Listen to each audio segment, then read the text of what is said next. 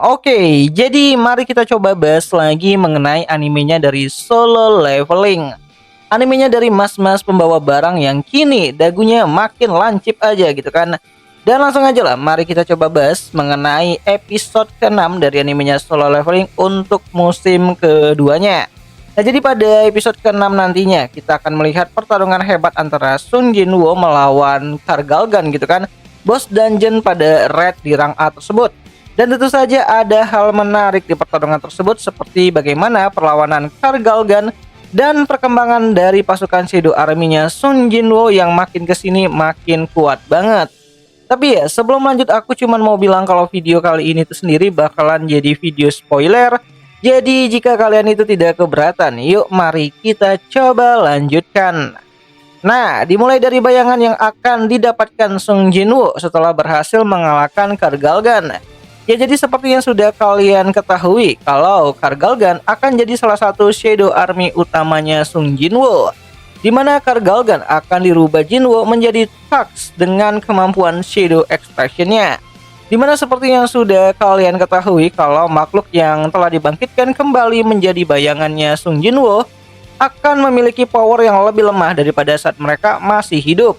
Namun ya, karena semasa hidupnya Kargalgan dianggap sebagai monster bos dungeon yang setara dengan Hunter Rang S, maka saat dihidupkan kembali, Kargalgan masih tetap menjadi Shadow dengan status atribut yang cukup tinggi. Ya, selain status general, terus ada Knight dan juga Elite yang sudah Jinwoo dapatkan saat ini untuk para pasukannya. Kargalgan yang sudah menjadi Thugs gitu kan memiliki status atribut Elite Knight pada saat baru dibangkitkan. Ya, baru level 1 aja Thugs sudah lebih kuat daripada Igris dan juga Iron yang lebih dulu dibangkitkan oleh Sun Jinwoo. Dan karena itulah Jinwoo harus merilis beberapa bayangannya yang memiliki level sangat rendah untuk mengurangi penggunaan mana. Ya, sangat boros sih gitu kan. Dan yang dirilis Sun Jinwoo adalah beberapa bayangan yang sudah mencapai batasan mereka, seperti para kesatria bawahan Igris di akhir musim pertamanya kemarin. Itu dirilis lah gitu kan bayangan-bayangan dari pasukan Igris tersebut gitu. Dan karena hal tersebut lah Jinwoo akhirnya bisa mengendalikan ataupun mengsummon 127 bayangan dengan mananya pada saat ini.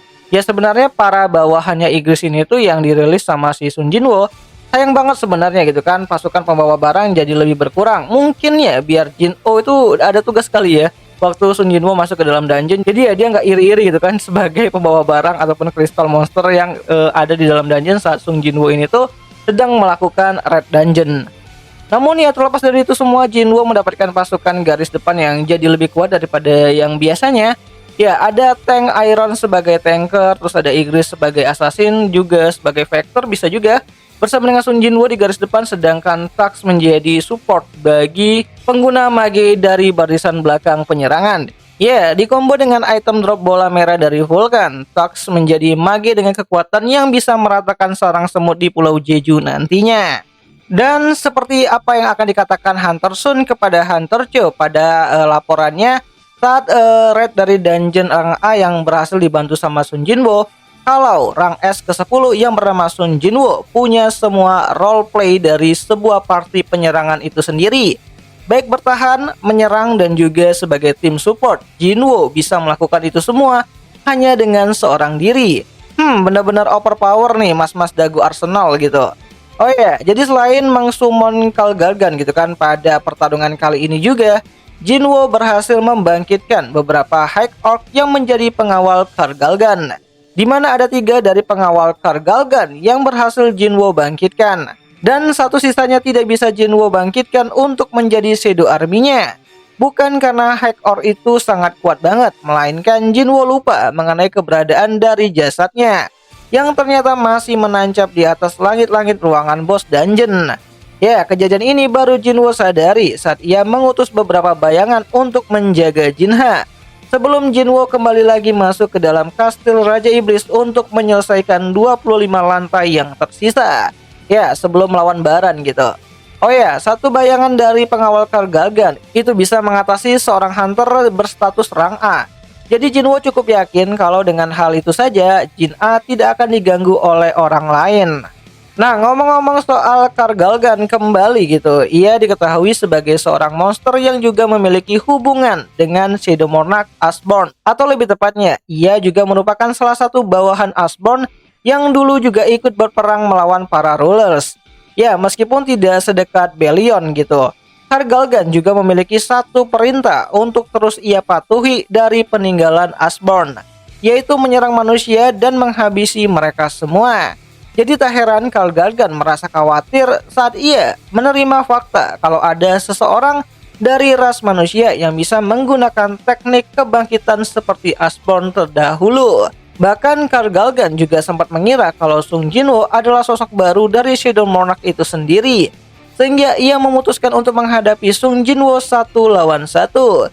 Tapi ya, karena Jinwoo adalah MC-nya di sini, jadi tentu saja Sung Jinwoo lah yang menang.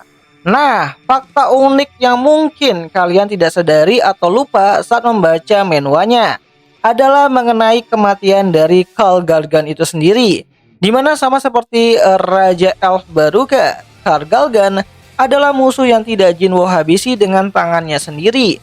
Ya, tidak seperti Igris yang Jinwoo habisi dengan tangannya sendiri dan lalu menjadi Shadow Army-nya. Karl Galgan malah tewas dihabisi oleh mantan penjaganya sendiri setelah mereka dihidupkan kembali menjadi bayangannya dari si Sun Jinwoo.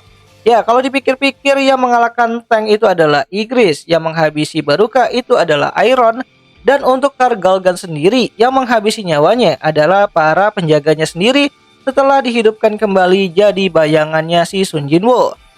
Sungguh menarik bukan? Nah, jadi kurang lebih itulah beberapa hal menarik yang harusnya bisa kita lihat kembali pada adaptasi untuk episode ke-6 dari animenya Solo Leveling untuk musim keduanya. Dan jika ada yang salah aku minta maaf, dan jika kalian itu mau bantu aku, kalian bisa mengkoreksinya di kolom komentar, siapa tahu menarik. Dan jangan lupa buat nonton animenya di aplikasi Beastation, tempat nonton anime kesayangan kita semua, walaupun ya rada-rada premium, tapi kayaknya untuk Solo Leveling sendiri season 2 nya itu dikasih free ataupun gratis sama Beastation. Terima kasih Beastation. Dan untuk tanggalnya sendiri, ini anime untuk episode 6 nya bakal rilis nanti di tanggal 8 Februari 2025, itu hari Sabtu malam minggu jam 23.30 waktu Indonesia Barat. Jadi jangan sampai kalian kelewatan. Dan akhir kata, itu ajalah dulu mengenai video singkat kali ini. Dan jika ada yang salah aku minta maaf. Dan sampai jumpa di pembahasan anime lainnya. Jadi nggak sabar gitu kan mau lihat pertarungan epic antara Karl Galgan versus Sung Jinwoo, Mage versus Mage. Walaupun Mage yang satunya itu adalah Mage hybrid gitu kan, ada assassin-assassinnya gitu.